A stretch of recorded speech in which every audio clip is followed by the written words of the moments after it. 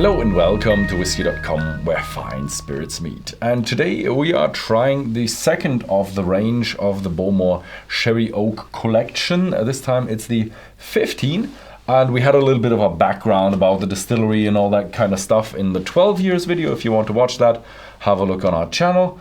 And today it's about the 15, which is a bit different to the 12, not just 3 years old more.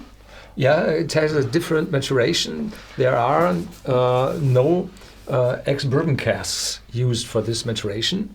There had been a Bowmore Darkest, it was called, 15 years old. And I had that first in the year 1997. There was no age statement on it, but it was a special Oloroso maturation.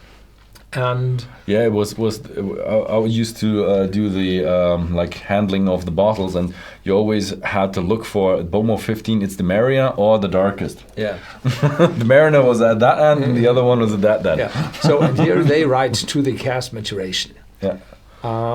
With an initial maturation in first fill European Oak Oloroso sherry casks. Mm-hmm. And confident richness from a further selective maturation in first fill European Oak Oloroso sherry cask. So this is the first Oloroso cask diminishing, and then a second maturation in Oloroso cask, so that you will get the full fruitiness in it. So it's kind of a double maturation, or you call it the finish. Yeah, we don't know how much, and a selective, so not all of them. Not all of them. You think they're just selected, but is it not like we select the best barrels and mature all of them, or you think that some of them has been finished and some of it not? To be a little funny, we select the best casks, and which turned out not to be the best, we finished again with the best casks. But first fill and another first fill, so yeah, this is, it's actually reflective in the price. The price rose quite a lot to with that. €112.50 for a 43%.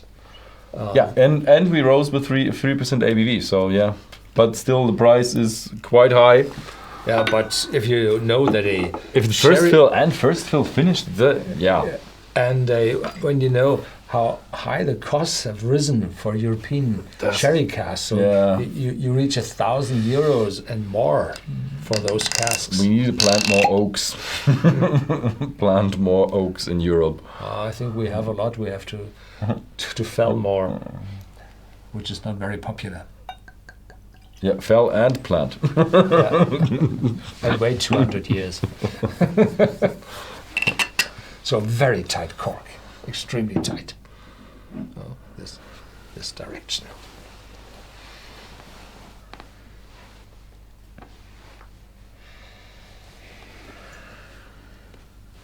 Yeah, this one is.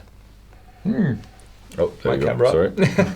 This one is darker, really dark. This is not berries.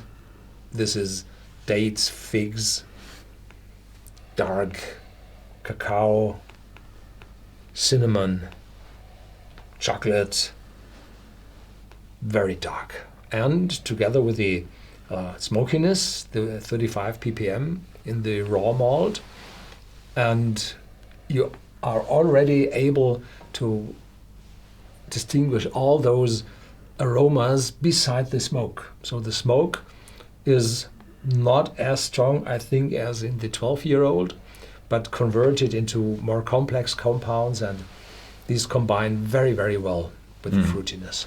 Yeah.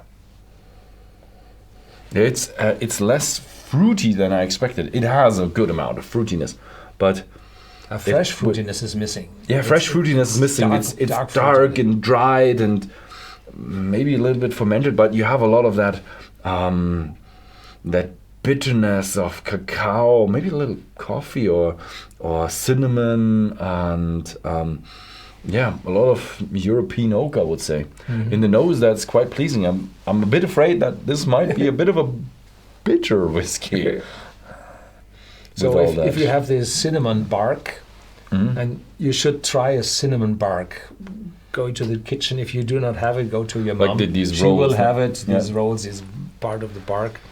And then you take a little bit, crush it, and take it on your tongue. It's sharp.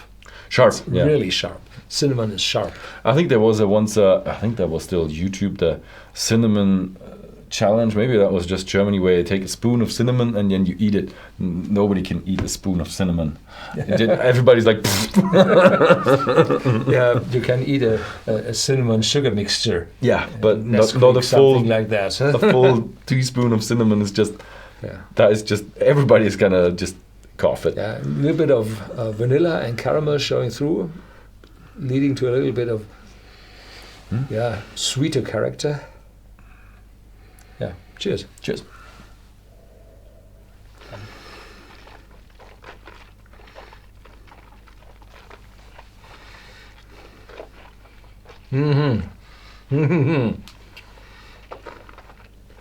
This is the old brother of the 12-year-old. This is massive. This is mouth-watering. The 12-year-old wasn't mouth-watering. The 15-year-old is. So there's a second gulp. And there's a light bitterness, not too bitter as you expected. No, not. But friendly, with a touch of sweetness combining with the spiciness, and in the aftertaste, weaker or not that spicy as the 12-year-old is.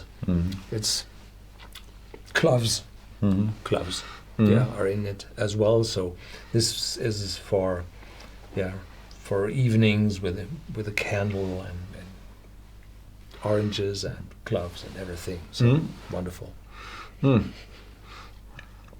It's much less tannins than I expected of 2 times European oak first fill.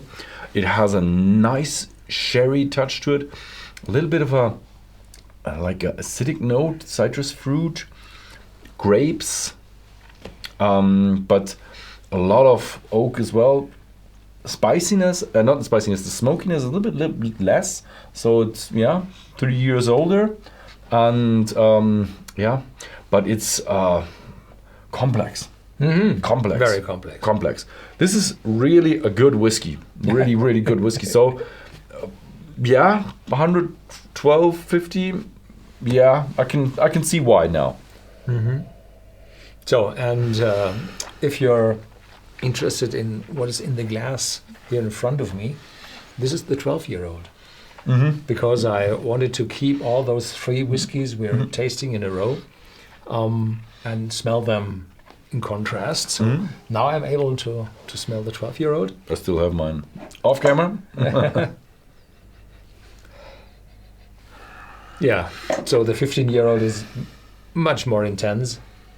Yeah. And a lot darker.